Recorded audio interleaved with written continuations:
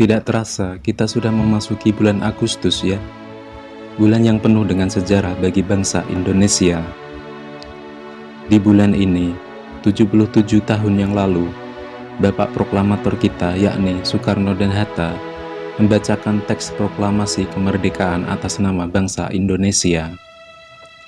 Sebelum memproklamasikan kemerdekaan, Bung Karno dan Bung Hatta dan banyak tokoh bangsa dari golongan tua masih ragu untuk memproklamirkan kemerdekaan Indonesia karena masih kuatnya Jepang di Indonesia.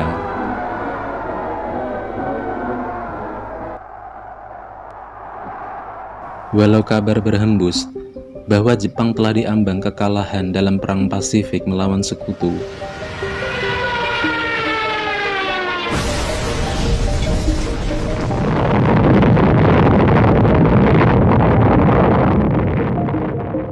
setelah dua kota di Jepang yakni Hiroshima dan Nagasaki dibom atom oleh Sekutu pada tanggal 6 dan 7 Agustus 1945.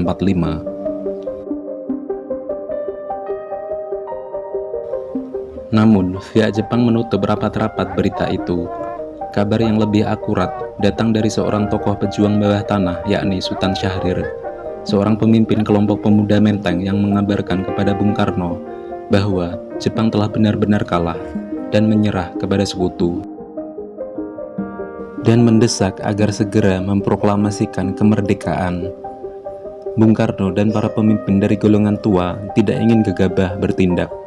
Di samping masih kuatnya militer Jepang di Indonesia, ia juga percaya kepada pemerintahan Jepang yang sebelumnya berniat memberikan kemerdekaan kepada Indonesia dengan dibentuknya badan-badan usaha persiapan kemerdekaan buatan Jepang.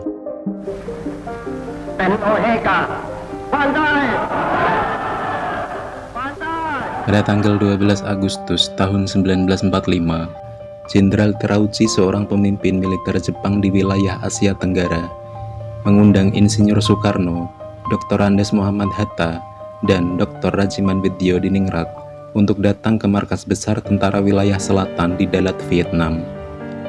Inti dari pertemuan itu adalah untuk membahas perihal kemerdekaan Indonesia yang bisa dilakukan beberapa hari lagi. Namun begitu, Jenderal Terauchi menginginkan proklamasi dilakukan pada tanggal 24 Agustus 1945.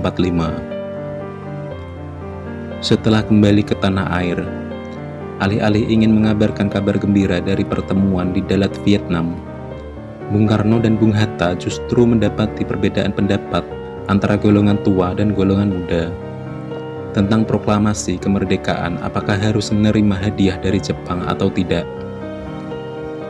Dan pada tanggal 14 Agustus 1945, Jepang akhirnya secara resmi menyerah kepada Sekutu yang berlangsung di kapal USS Missouri. Angkatan Laut Jepang yang masih berkuasa di Indonesia berjanji akan mengembalikan Indonesia ke tangan Sekutu. Mendengar kabar ini, lewat radio BBC, Sultan Syahrir dan beberapa pemuda lainnya seperti Wikana, Darwis, Sukarni, dan Khairul Saleh mendesak Bung Karno dan Bung Hatta sebelum terlambat. Namun Bung Karno dan golongan tua lainnya ingin berhati-hati agar tidak terjadi pertumpahan darah saat proklamasi nanti, dan berencana untuk mengadakan rapat PPKI pada tanggal 16 Agustus 1945. Namun, rencana itu tidak disetujui oleh golongan muda karena PPKI adalah badan bentukan Jepang dan Indonesia harus merdeka atas usaha sendiri, bukan karena dihadiahi oleh Jepang. Kobaran semangat akan kemerdekaan yang sudah di depan mata membuat golongan muda menculik Soekarno dan Hatta. Mereka juga membawa Ibu Fatmawati dan Guntur yang masih kecil dan mengasingkannya ke Rengas Dengklok. Mereka ingin meyakinkan keduanya untuk supaya memproklamasikan kemerdekaan sebelum terlambat. Debat sengit terjadi antara Bung Karno dengan para pemuda, dan akhirnya Mr. Ahmad Subarjo, tokoh golongan tua, dengan diantar oleh Yusuf Kunto, mendatangi mereka untuk menjemput Soekarno-Hatta dan meyakinkan golongan muda bahwa proklamasi kemerdekaan akan dilaksanakan paling lambat pada pukul 12 di tanggal 17 Agustus 1945. Setelah kembali ke Jakarta pada malam hari di tanggal 16 Agustus 1945, Penyusunan naskah proklamasi dilakukan. Musyawarah tersebut dilakukan di sebuah rumah di Jalan Imam Bonjol nomor 1 Jakarta, milik Laksamana Tadashi Maeda, seorang kepala perwakilan Angkatan Laut Jepang, seorang sahabat Mr. Ahmad Subarjo, dan dikenal dekat dengan para pemuda. Ia juga simpati akan perjuangan bangsa Indonesia dan menjamin keamanan musyawarah tersebut. Penyusunan naskah proklamasi tersebut berjalan lancar. Dengan kalimatnya digagas oleh Bung Karno, Bung Hatta, dan Mr. Ahmad Subarjo secara bersamaan. Dan konsep tersebut ditulis oleh Bung Karno dan dibacakan kepada seluruh hadirin dan ditandatangani oleh Bung Karno dan Bung Hatta atas nama bangsa Indonesia. Kemudian konsep naskah tersebut diketik oleh Sayuti Melik dan diputuskan akan dibacakan di tempat kediaman Bung Karno yang terletak di Jalan Pegangsaan Timur nomor 56 Jakarta keesokan harinya.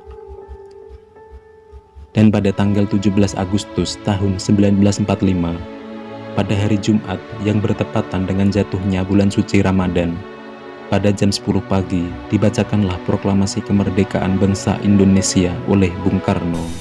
Proklamasi. Kami, bangsa Indonesia, dengan ini menyatakan kemerdekaan Indonesia. Hal-hal yang mengenai pemindahan kekuasaan dan lain-lain diselenggarakan dengan cara saksama dan dalam tempo yang sesingkat-singkatnya. Jakarta, 17 Agustus 1945, atas nama bangsa Indonesia, Soekarno, Hatta. Selain pembacaan teks proklamasi, Bung Karno juga sempat berpidato, dan ada juga sambutan dari Wali Kota Jakarta Suwiryo dan Dr. Muwardi. Setelah itu, diadakan upacara pengibaran bendera Sang Saka Merah Putih, yang sebelumnya dibuat atau dijahit oleh Ibu Fatmawati. Walaupun diadakan dengan sangat sederhana, acara ini merupakan tonggak berdirinya negara kita, Indonesia. Berita proklamasi cepat menyebar ke seantero pelosok tanah air, dan disambut gembira oleh seluruh rakyat, dan semakin mengokohkan perjuangan mengusir penjajah dari bumi Indonesia. Saudara-saudara, Tuhan akan melindungi kita sekalian. Allahu Akbar, Allahu Akbar.